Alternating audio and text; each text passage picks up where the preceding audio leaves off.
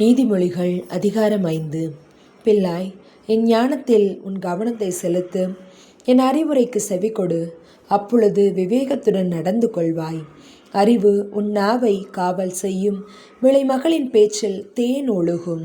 அவள் உதடுகள் வெண்ணெயினும் மிருதுவானவை.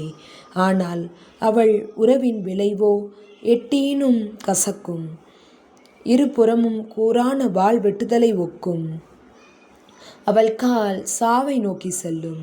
அவள் காலடி பாதாளத்திற்கு இறங்கி செல்லும். வாழ்வுக்கு செல்லும் பாதையை அவள் கவனத்தில் கொள்வதில்லை. அவளுடைய வழிகள் மாறிக்கொண்டே இருக்கும். அதை பற்றி அவளுக்கு கவலையே இல்லை. ஆகையால் பிள்ளாய், எனக்கு செவிகொடு. நான் சொல்வதற்கேற்ப நடக்க மறவாதே. அவளிடமிருந்து நெடுந்தொலையில் இருந்து கொள். அவள் வீட்டு வாயிற்படியை மிதியாதே.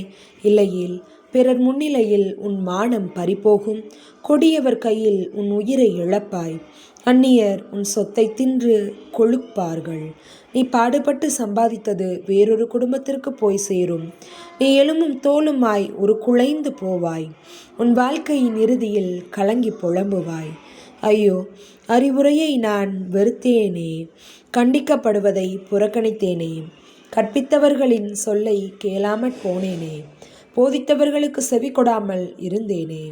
இப்பொழுது நான் மீளா துயரத்தில் மூழ்கியவனாய் மக்கள் மன்றத்தில் மானமிழந்து நிற்கின்றேனே என்று அலறுவாய். உன் சொந்த நீர் தொட்டியிலுள்ள நீரையே குடி. உன் வீட்டு கிணற்றிலுள்ள நல்ல தண்ணீரையே பருகு. உன் ஊற்று நீர் வெளியே பாய வேண்டுமா?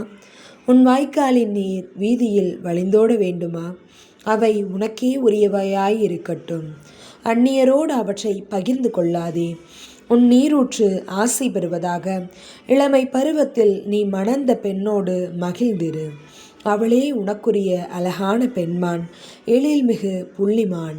அவளது மார்பகம் எப்பொழுதும் உனக்கு மகிழ் ஊட்டுவதாக.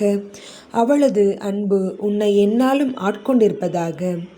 மகனே, விலை மகளை பார்த்து நீ மயங்குவது ஏன்? பரத்தையை நீ அணைத்து கொள்வது ஏன்?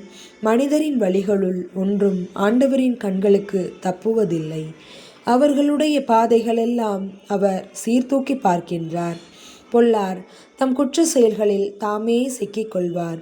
தம் பாவ வழியில் தாமே அகப்பட்டு கொள்வார். கட்டுப்பாடு இல்லாததால் அவர்கள் மடிந்து போவார். தம் மதிக்கேட்டின் மிகுதியால் கெட்டழிவர். ஆமேன்.